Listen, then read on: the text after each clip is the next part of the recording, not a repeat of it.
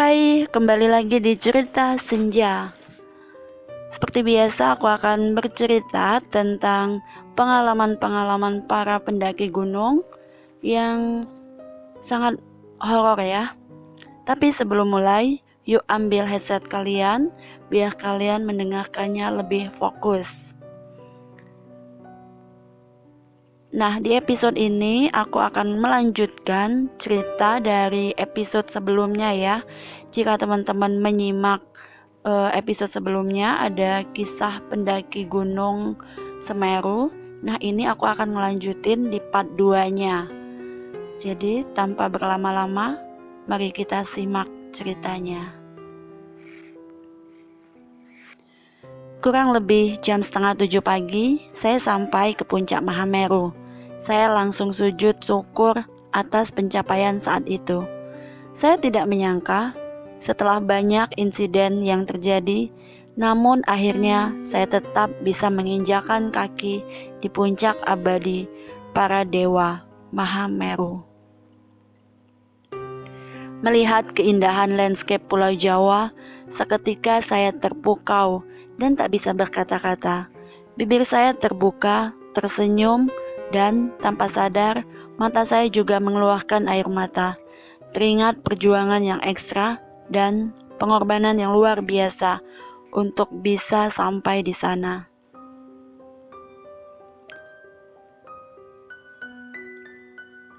Bahkan ketika saya sampai di sana, tidak semua mimpi bisa terwujud. Yang tadinya saya berpikir bisa ke puncak Mahameru bersama-sama semua anggota tim kami, namun kenyataannya hanya saya dan Alfi yang bisa sampai ke sana.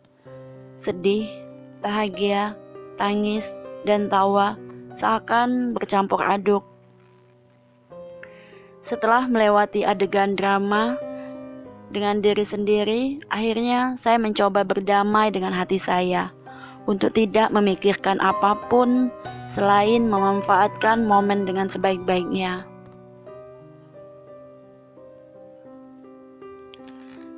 Seperti biasa, saya dan Alfi berfoto bersama, tak lupa sambil membawa dan mengibarkan bendera tim kami.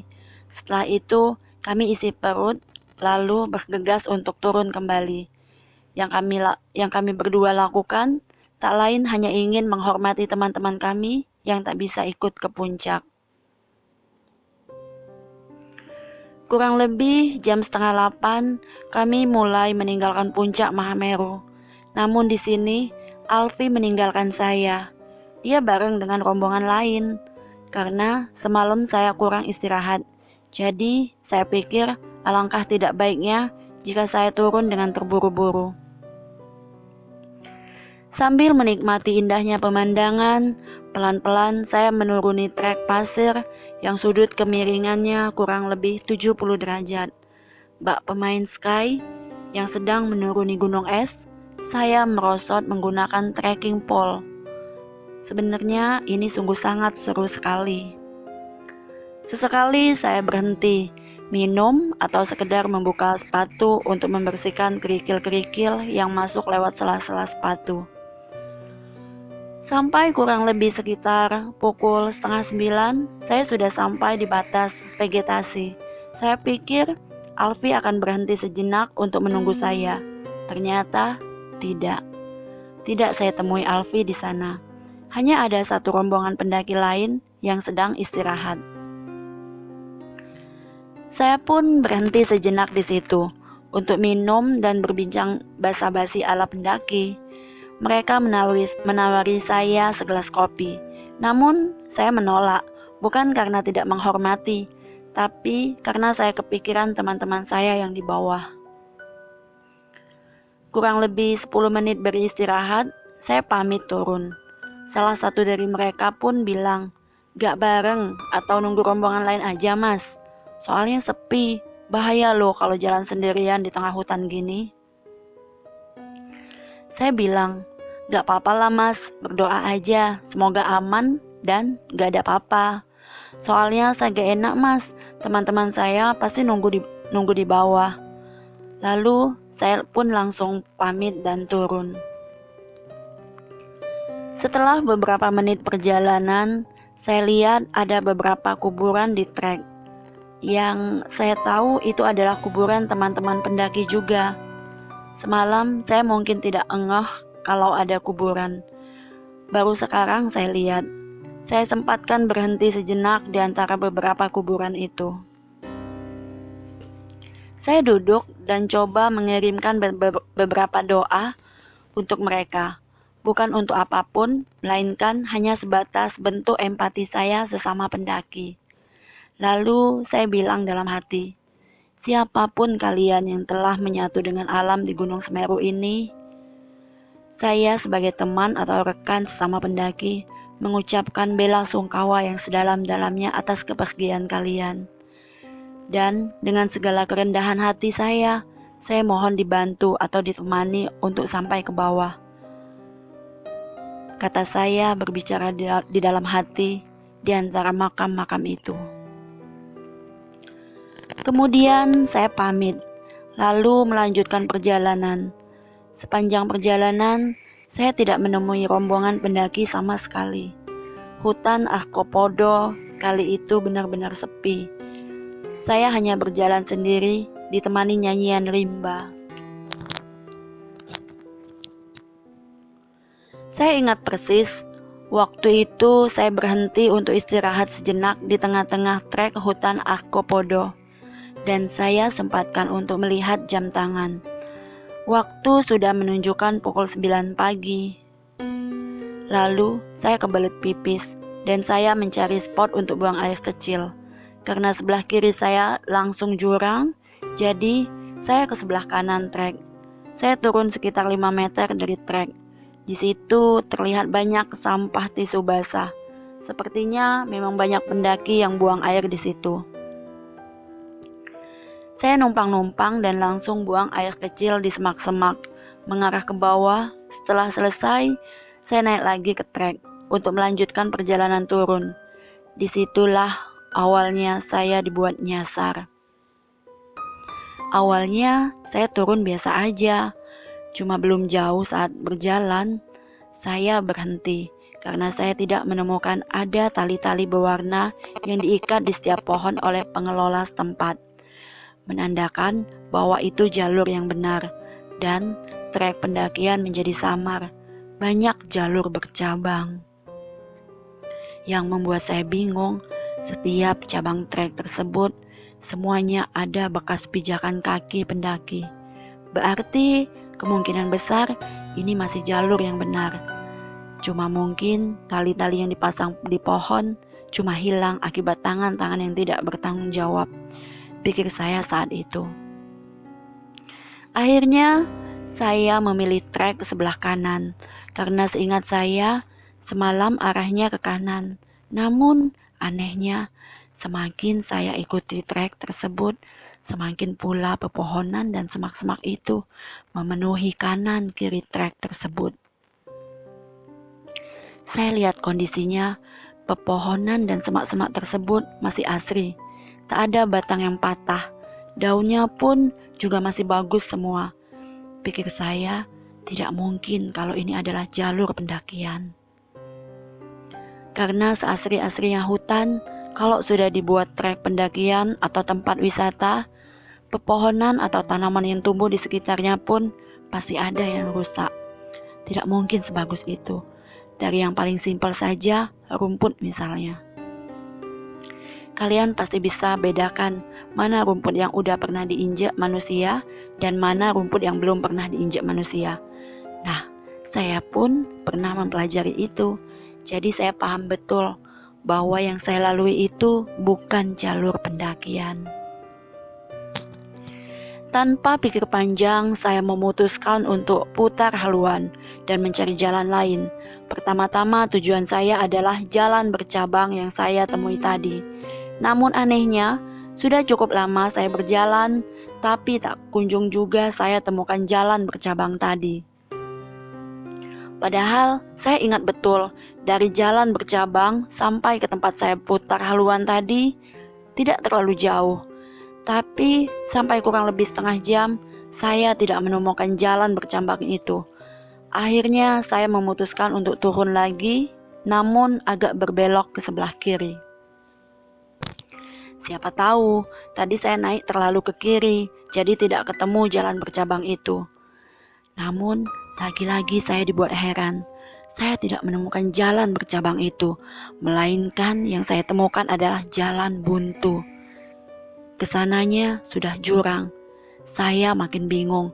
Ini saya di mana sebenarnya? Tapi saya tidak mau menyerah begitu saja, mengingat teman-teman saya pasti nunggu saya di bawah. Saya coba balik lagi ke arah tempat saya berputar haluan tadi. Saya berniat untuk menelusuri jalan itu, walaupun saya sendiri tidak yakin kalau itu jalur pendakian. Semakin saya telusuri, semakin kecil jalur yang saya lewati. Dan yang membuat saya benar-benar yakin kalau itu bukan jalur pendakian, di mana sepanjang jalur tersebut tidak saya temukan satupun bekas sampah atau puntungan rokok. Sedangkan yang saya tahu dari banyaknya gunung yang pernah saya sambangi, tidak ada trek pendakian yang luput dari sampah plastik. Sekalipun ada, kontur tanahnya pun ketahuan bedanya, bahwa jalur tersebut sering dilalui manusia atau tidak. Jauh berbeda dengan jalur yang sedang saya lewati. Saya tak menemukan tanda-tanda kehidupan sama sekali. Namun terpaksa daripada saya ke atas dan makin bingung melihat jalur yang tak sama seperti sebelumnya, lebih baik saya mencari tahu kemana jalur ini menuju. Setelah lama menyusuri jalur tersebut, sampailah saya di persimpangan. Ada jalan ke kanan dan ada jalan ke kiri. Karena saya takut kejadiannya seperti awal tadi, saya berinisiatif meninggalkan buff atau masker yang saya pakai di salah satu pohon yang ada di persimpangan tersebut. Tujuannya satu, hanya untuk tanda kalau saya Tujuannya satu, hanya untuk tanda kalau saya salah pilih jalur. Jadi, saya akan putar balik sampai bertemu kembali di persimpangan ini, untuk kemudian mencoba jalur satunya lagi. Awalnya, saya coba pergi ke jalur sebelah kanan, karena dari tadi saya selalu ambil kanan. Sekitar 5 menit saya menyusuri jalur tersebut, saya kaget. Saya bertemu jurang yang langsung terjal ke bawah. Untungnya saya tidak melamun. Di situ juga saya sadar, ternyata jalur yang saya lewati itu adalah jalur air atau semacam parit yang terbentuk secara alami. Terlihat dari bibir jurang itu sekitarnya masih basah dan tanahnya subur sekali. Akibatnya saya putuskan untuk putar balik. Namun berbeda dengan kejadian di awal tadi. Kali ini justru saya bisa kembali ke persimpangan, tempat di mana saya meninggalkan buff yang saya pakai tadi.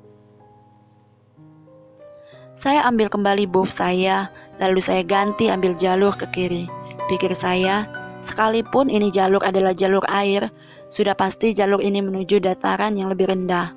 Dan bisa-bisa saya diarahkan ke sungai atau mata air. Itu akan mempermudah saya menemukan kehidupan. Lama sudah saya berjalan menyusuri jalur tersebut. Namun, tak juga saya menemukan tanda-tanda kehidupan. Saya tidak berpikir apapun saat itu. Yang terpenting, saya harus bertemu tanda-tanda kehidupan dulu. Baru selebihnya nanti saya improvisasi. Sedang asik-asiknya berjalan, tiba-tiba dari arah sebelah kanan terdengar seperti suara auman. Entah itu suara apa. Yang jelas suara itu kedengarannya seperti suara macan. Jelas sekali. Seketika saya mengingat kata pengelola setempat saat briefing sebelum pendakian. Mereka bilang di Gunung Semeru masih banyak spesies macan tutul, Panthera javanicus, berkeliaran. Mengingat itu sontak saya panik dan mulai berdiam diri melihat kanan dan kiri. Kurang lebih hampir 5 menit saya memastikan kondisi sekitar. Dan ketika saya rasa sudah aman, saya langsung berlari ke bawah untuk saya pikirkan. Yang penting gue ngejauh dulu deh, urusan dia ngejar atau enggak belakangan. Lucunya, padahal saya tidak melihat apa-apa saat itu, cuma mendengar suaranya saja. Tapi ketakutan saya sampai setengah mati. Entah kalian mau beranggapan seperti apa ya. Yang jelas, seberani-beraninya cowok kalau udah nyasar sendirian di dalam hutan, pasti ada takutnya. Itu yang saya rasakan selama perjalanan. Belum lagi kalau saya teringat teman-teman saya di bawah. Pasti saya makin panik. Untungnya saya selalu berusaha untuk berpikir positif, meminimalisir terjadinya hal-hal yang tidak diinginkan. Setelah saya rasa sudah jauh, saya istirahat karena sejujurnya lari di hutan itu tidak menyenangkan. Capek banget. Saya buka daypack saya dan saya makan sisa cemilan yang ada di tas saya. Lumayan banyak, masih ada roti dan beberapa biskuit. Selesai makan, saya minum. Kebetulan saya masih ada 2 botol air mineral ukuran 1 liter. Jadi saya tidak takut akan kekurangan air. Lagi pula melihat kondisi hutan di situ masih asri. Ini akan memudahkan saya untuk mendapatkan air. Kalau nantinya saya kehabisan air. Ketika sedang minum, dari kejauhan saya samar-samar mendengarkan suara banyak orang. Suara itu banyak sekali. Saya berhenti minum dan memastikan apa saya salah dengar atau tidak. Ternyata benar, itu adalah suara aktivitas manusia. Mendengar itu, saya langsung semangat. Saya rapikan lagi semuanya, lalu buru-buru saya mengarahkan ke arah dari mana suara itu berasal. Pikir saya, alhamdulillah kalau emang akhirnya gue udah deket sama Kalimati.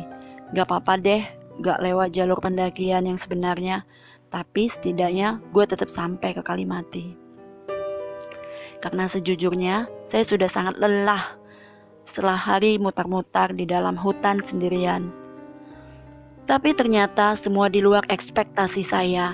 Yang saya kira tadi itu adalah akhirnya, justru itu adalah ujian terberat saya. Dan jujur saya kaget melihat itu. Bayangkan, ketika saya mencoba menghampiri mana sumber suara tadi berasal, tiba-tiba saya dikejutkan akan satu hal yang tak pernah terpikirkan dalam benak saya sebelumnya. Saya melihat dari kejauhan ada kampung. Bayangin coba, kampung. Sumpah demi apapun, ini saya ngetiknya sambil merinding dari ujung kepala sampai ujung kaki. Jadi dia nih ngetiknya sambil merinding ya. Dan saya pun juga, saya ngebacainnya sampai merinding. Saya pikir saya akan sampai di Kalimati, tapi ternyata saya malah bertemu sebuah kampung. Entah itu kampung apa. Yang jelas, saya melihat di sana ada banyak orang beraktivitas layaknya kampung pada umumnya. Sebenarnya terlihat normal-normal aja. Yang buat saya heran itu pakaiannya. Pakaian mereka itu kayak pakaian zaman dulu. Aneh banget deh pokoknya. Dan ketika saya perhatikan lebih detail, ternyata mereka mukanya pucat banget kayak mayat. Di situ saya langsung istighfar dan berdoa. Lalu perlahan-lahan saya coba pergi menjauh dari situ. Untungnya saya di situ masih bisa berpikir positif. Kalau enggak, ya saya gak tahu deh apa yang akan terjadi selanjutnya. Coba deh logikanya mana ada sih kampung di ketinggian yang mungkin 2700 mdpl.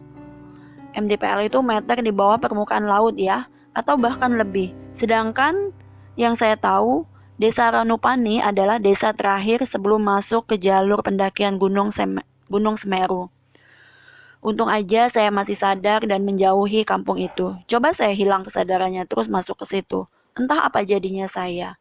Dari situ saya udah capek dan putus asa. Saya berpikir, kayaknya dari tadi gue jalan sia-sia deh. Mungkin udah takdirnya kali ya gue hilang di sini. Akhirnya saya putuskan untuk berhenti. Saya minum lagi dan berusaha untuk berpikir positif. Namun tetap, usaha saya ternyata sia-sia. Memang tidak bisa dibohongin. Kalau udah kayak gitu, bukan hanya fisik yang diuji, mental pun juga diuji. Di situ mental saya udah mulai down parah. Akhirnya saya malah bisa pasrah dan berdoa. Dan saya pun berdoa, ya Allah, kalau memang di sini adalah akhir hidup saya ikhlas ya Allah. Tapi yang saya minta cuma satu, kalau nanti saya meninggal, tolong mudahkan mereka untuk menemukan jasad saya ya Allah. Ini kata doa yang cerita ya.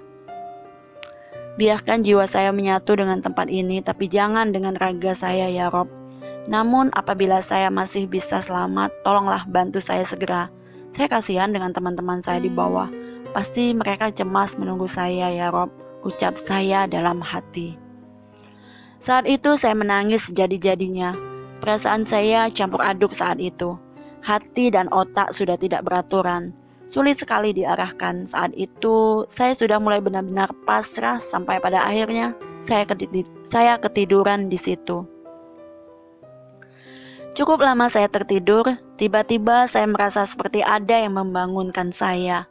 Tapi di sekitar saya tidak ada siapa-siapa dan tempatnya pun masih sama. Namun tiba-tiba ada burung hinggap persis sebelah kaki saya. Entah itu burung gagak atau jalak, saya kurang paham. Saat itu saya lihat burung itu mirip burung gagak, tapi setahu saya burung gagak itu warnanya hitam polos. Tapi burung ini enggak. Dia berwarna hitam kecoklatan dan di beberapa bagian tubuhnya ada corak putih.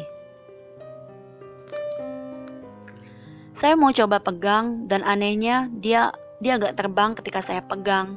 Seperti burung yang jinak sama majikannya. Padahal ini kan burung liar. Saya elus-elus tetap ia tidak pergi. Hanya berjalan dan lompat-lompat kecil di sekitar saya. Lalu saya berinisiatif memberinya makan. Karena saya ingat di daypack saya masih ada beberapa sisa makanan. Salah satunya roti. Nah, langsung saja saya ambilkan roti. Saya sobek kecil-kecil, lalu saya kasih. Dan benar saja, ternyata dimakan. Saya senang sekali melihatnya. Namun kembali lagi saya tersadar kalau saya masih nyasar. Akhirnya saya ngomong ke burung itu, Burung, saya percaya kamu datang untuk menolong saya. Dan saya juga sudah berdoa sama Allah, meminta dibantu agar bisa keluar dari sini. Mungkin kamu adalah bentuk pertolongan darinya. Semoga saya tidak salah, kata saya berbicara ke burung itu. Emang terkesan gila, tapi ya cuma itu satu-satunya yang bisa saya lakukan. Setelah selesai, dia makan dan saya kasih minum. Tiba-tiba burung itu berjalan ke arah bawah kiri. Saya pun hanya memandanginya. Tak lama ia berjalan, seketika ia berhenti dan menoleh ke arah saya. Dan tiba-tiba berkicau sambil memandang saya. Anehnya, saya seakan mengerti apa yang dikatakan. Lalu saya beranjak dan coba menghampirinya. Saya hampiri dia kembali berjalan. Dan ketika saya berhenti, ia ikut berhenti sambil menoleh ke arah saya. Saya berpikir, loh kok burung ini seakan-akan nyuruh gua ngikutin dia? Dan anehnya juga, burung itu berkicau, kok kayak gua lagi diajak ngomong ya? Tak lama kemudian ia jalan lagi. Saya pun tetap mengikutinya dan terlihat jelas burung itu seperti yang sudah hafal jalan. Satu hal lagi yang buat saya aneh, selama saya ikutin, burung itu tidak terbang, melainkan hanya jalan dan sesekali lompat-lompat. Sungguh persoalan yang sulit sekali dicerna. Sekitar setengah jam berjalan, ternyata benar saja, saya sudah berada di trek pendakian yang benar. Saya hafal betul, semalam saya lewat sini, sebelum pisah dengan Bang Baim. Di sepanjang jalurnya pun ada tali-tali, dan itu menunjukkan bahwa saya sudah berada di jalur yang benar. Menyadari hal itu, saya berterima kasih kepada burung. Dan tak lupa saya bersyukur kepada Allah karena telah membantu saya keluar dari ganasnya hutan. Burung itu tetap berjalan di depan saya, namun kini dia tak lagi saya anggap sebagai petunjuk jalan, melainkan sebagai teman seperjalanan. Saya bicara dengannya dan sesekali dia hanya berkicau bukit kalau dirinya menanggapi omongan saya. 15 menit saya berjalan, tak sadar saya sudah berada di jalur yang diselimuti pepohonan menyerupai terowongan. Dari situ, Kalimati sudah tidak jauh lagi. Namun belum sampai saya di Kalimati, di tengah perjalanan saya bertemu rombongan pendaki lain sedang istirahat dan memetik buah arbei yang tumbuh di sepanjang trek. Saat saya hampiri, mereka kaget. Salah satu dari mereka bertanya, "Loh mas, sampean dari mana?" Saya bilang, "Dari puncak mas, kenapa?" Ditanya lagi saya, "Berapa orang mas?" Saya jawab, "Sendiri aja mas." Mereka makin bingung dan bilang, "Masnya itu turun dari kapan? Kok baru sampai sini sekarang?" Mendengar pertanyaan itu, saya bingung gimana jawabnya. Akhirnya saya jawab dengan simpel, "Saya dari pagi mas, cuma tadi sempat nyasar." Mereka bilang, "Nyasar kemana mas?" "Panjang mas jelasinnya," jawab saya dengan singkat. Salah satu pendaki itu bilang lagi, "Saya bingung mas, tiba-tiba saya lihat ada masnya turun dari atas. Padahal setahu saya di belakang kami tadi udah gak ada pendaki lagi mas. Kita berempat turun terakhir dari puncak." Lalu temannya yang lain bertanya juga, "Kalau nyasar terus bisa sampai ke sini lagi gimana caranya mas?" Di situ saya baru ngeh kalau saya tadi diantar sama burung. Baru mau saya tunjuk, tadi saya diantar. Ternyata burung itu udah tidak ada. Lagi-lagi mereka pun bingung. "Hah, diantar siapa mas?" kata salah satu dari mereka. Saya hanya diam dan mencari-cari di mana burung tersebut, namun tidak ketemu juga. Sepertinya burung itu sudah pergi. Melihat gelagat saya yang mungkin aneh, mereka langsung mengajak saya ke Kalimati. Dan ketika sampai di Kalimati, mereka membawa saya ke tenda mereka. Di sana saya ditanya, "Tendanya di mana mas? Nanti biar saya antar aja ke tenda. Masnya istirahat dulu aja di sini." Tak lama kemudian tetangga sebelah tenda mereka bertanya, "Kenapa mas?" Salah satu dari mereka bilang, "Ini masnya abis nyasar, katanya. Untung tadi ketemu kita." Tiba-tiba orang itu bilang, "Oh masnya nyasar, pantesan mas. Tadi masnya dicariin tuh sama kelompoknya." Mendengar itu saya refleks dan langsung bilang, "Dicariin? Hah? Kapan mas?" "Udah lama belum?" Dia bilang, "Udah mas, 1 jam yang lalu," katanya. Mendengar itu saya langsung pamit dan langsung pergi menuju tenda teman-teman saya. Akhirnya saya sampai di tenda teman-teman saya dan mereka semua langsung bertanya, "Dari mana aja lu Boni?"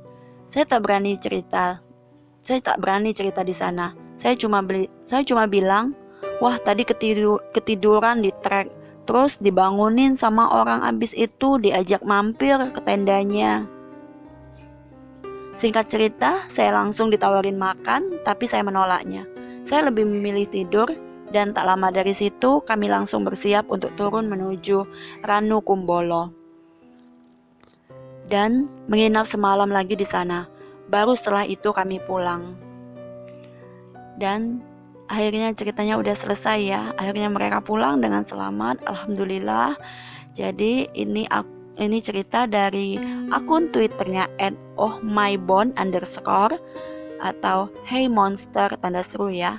Teman-teman bisa follow akun tersebut karena di sana banyak sekali cerita-cerita yang seru ya. Terima kasih untuk teman-teman yang udah ngedengerin cerita ini sampai selesai, dan terima kasih untuk pemilik akun Twitter @mohmybone_. Dan sampai jumpa di episode-episode selanjutnya. Tetap semangat dan tetap berdoa dan waspada ya. Sampai jumpa.